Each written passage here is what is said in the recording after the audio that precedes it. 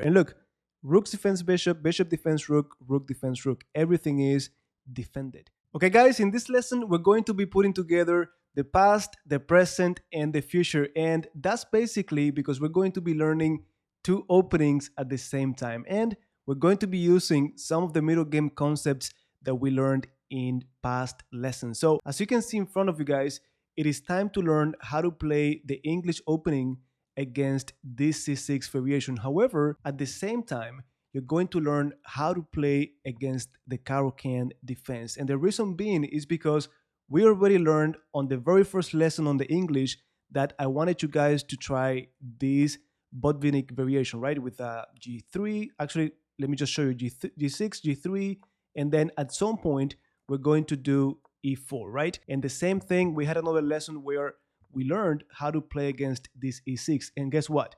We also said to keep things consistent, we were going to play E4. Now, what do we play if they do E6 as the very first move? What if they do C6? Well, we're going to do the same thing, guys. We're going to play E4. And the reason why I'm saying we're learning two openings at the same time is because a lot of my students, when they learn how to play this, if you're also a King's Pawn opening player, you could play against the Caro-Kann or the French, you could do C4.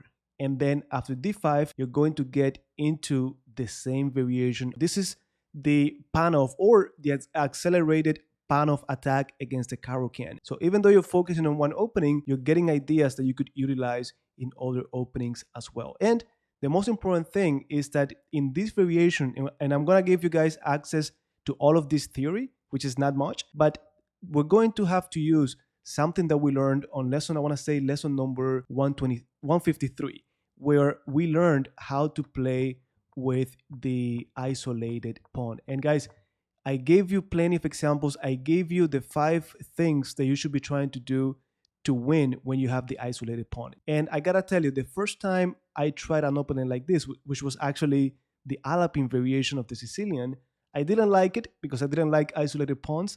But after pretty much being forced to play it, I really got to appreciate it, and it made me a better player overall. So once we're done with the theory part, I'm going to show you a game, guys, played by Levon Aronian, very strong super GM, where he actually got to the same position, but he started by playing the King's Pawn opening against the Caro-Kann defense. So the theory is going to be the following. We're going to do C4.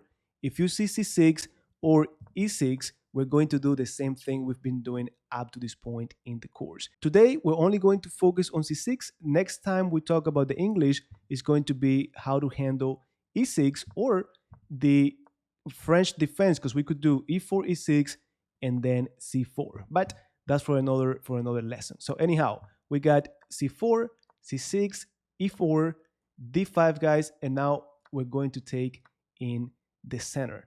Now, after e takes e5, if they do queen takes e5, this is even nicer because we get to develop with a tempo on the queen, and then we're going to simply play d4, knight f3, and so on.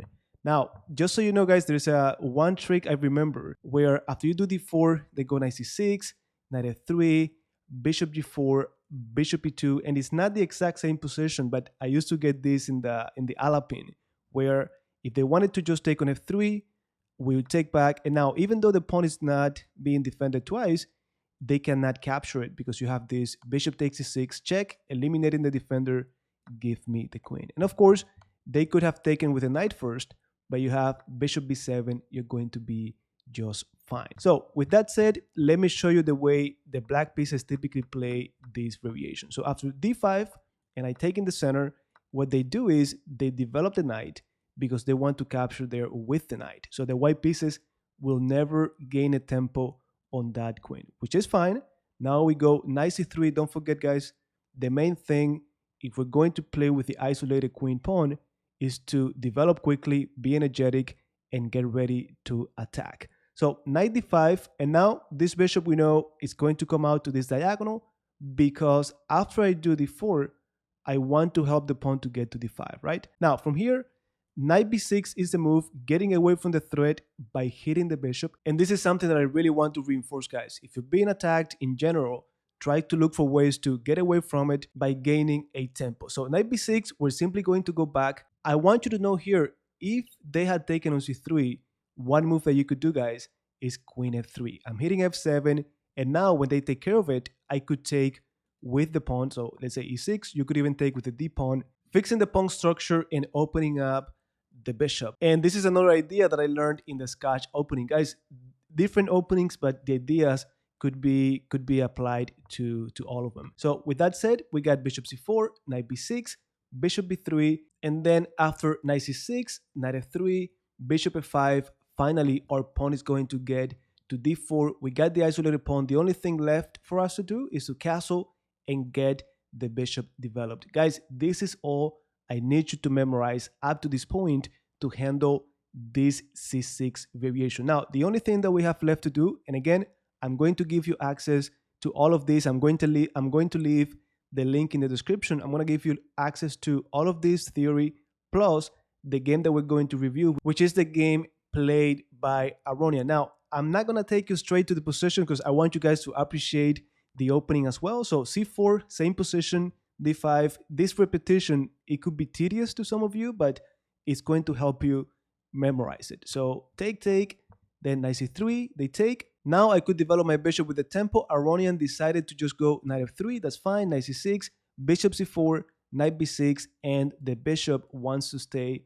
on that diagonal. So bishop b3, then bishop f5, and finally pawn to d4, we get to the same position. So e6, this is standard, castle, bishop e7, and now we get to the middle game, guys. Yes, we gotta develop this bishop, but already the white pieces need to start looking for ways to be energetic and put pressure using the benefits of the isolated pawn. Again, semi-open files, good squares for our pieces, we have to put pressure. So a4 comes in, trying to do a5, knight a5, blocking it and putting pressure on the bishop. Now, should we ignore it and just accept the fair trade? Well, of course not. I need this bishop, plus when I move it, guys, this knight is going to be a little bit odd on a5.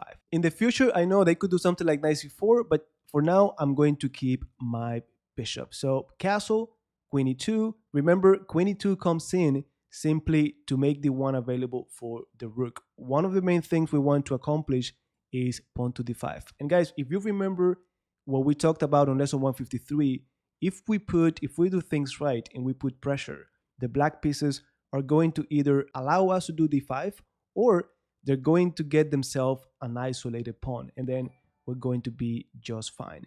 So after rook c8, we got rook d1. You see the rook is coming in, knight d5, and now this is our opportunity to just get them also isolated pawn. And now we go from a type of center where we got the isolated queen pawn to this fixed center where we both have the same pawn. Guys, nothing has changed for the white pieces. We still want to put the knight on e5 and take advantage of the open files. So bishop d2, putting pressure on the knight, knight c4, we knew that was going to happen, and now bishop c3. So now we got rook e8, very nice move. The black pieces are doing the same thing, and then finally the white pieces put the knight on e5. This e5, c5, they are very attractive for the white pieces. So we got bishop d6, we gotta get away from this pin, and remember the same theme. If I'm being attacked, I want to get away from the threat, in this case, the pin of the knight.